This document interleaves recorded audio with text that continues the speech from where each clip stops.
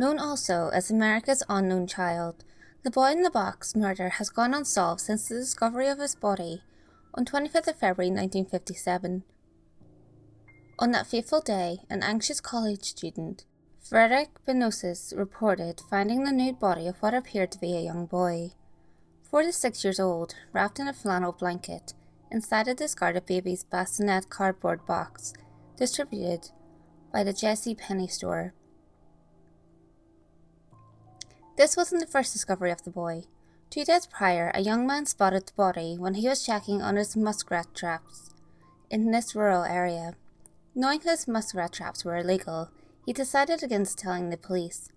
It was only a few days later when the Benosis came across the body. He waited an additional day before contacting the authorities because he was in the area spying on young women at the Good Shepherd School and was worried by telling the police why he was there. Local media were fixated on this case. Pictures of the young boy were plastered everywhere, including flyers and gas bills for the Philadelphia customers.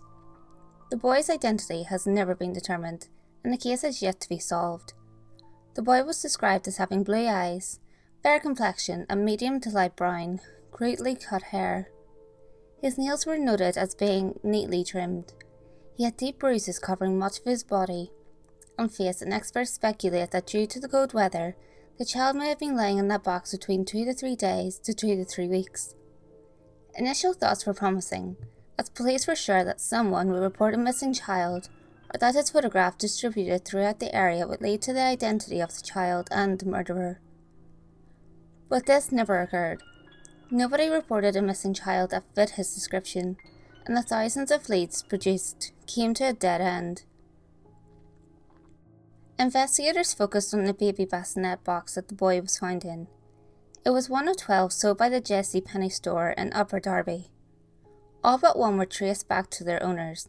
Even the boy's fingerprints and footprints came up negative when they were compared to the national database and local hospital records. The boy's hair was greatly cut and located throughout his body, indicating it was cut while he was deceased and naked or immediately before he died.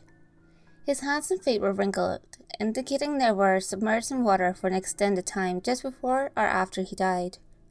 The child may have had a chronic eye ailment. He had not eaten 2 to 3 hours before death. The faded, cheap flannel blanket he was wrapped in was made in either North Carolina or Quebec, Canada. It was also mass-produced and shipped to multiple locations.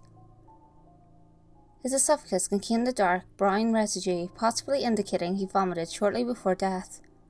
He was severely malnourished. Cause of death was multiple blows to the head. The boy was buried in a potter's field next to the Mechanicsville and Dunsferry Road. The tombstone simply read, "Heavenly Father, bless this unknown boy."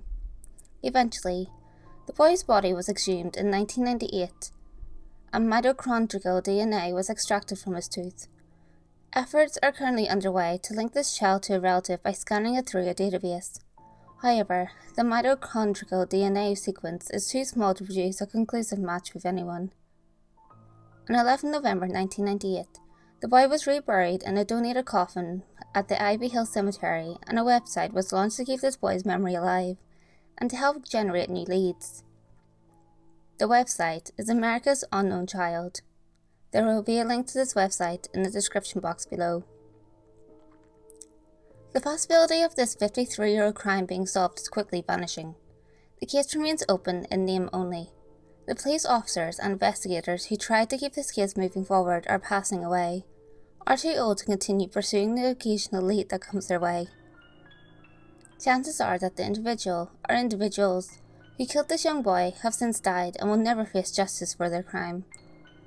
Experts agree that if this case occurred 10 or 20 years ago, the crime most likely would have been solved. In 1957, police departments did not communicate or share information outside of their local areas. Media coverage was also limited to the Pennsylvania and Delaware areas.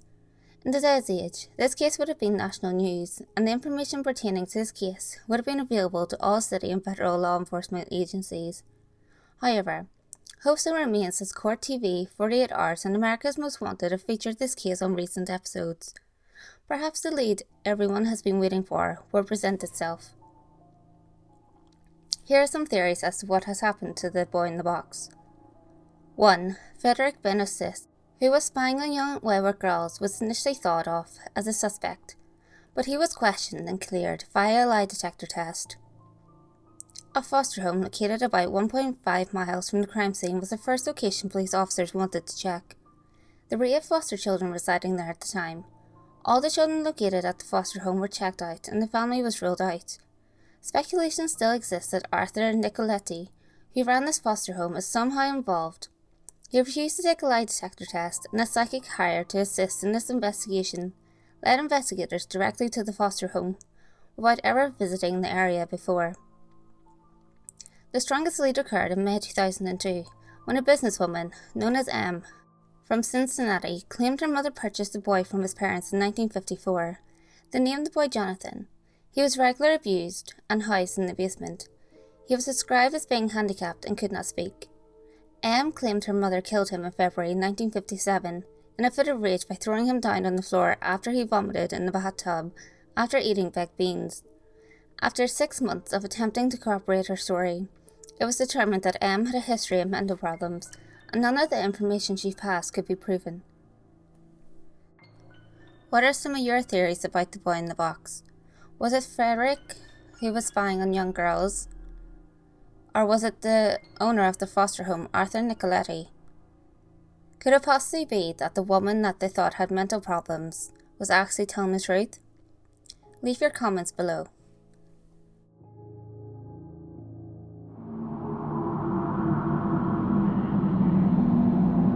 Hey guys, if you enjoyed this video, give it a thumbs up and share it with your friends. You can also leave a comment below. All feedback, good or otherwise, is always appreciated. If you have any creepy stories of your own, or have any topics that you would like me to cover, feel free to send them in via any of my social media. You can find all links to my social media in the description below.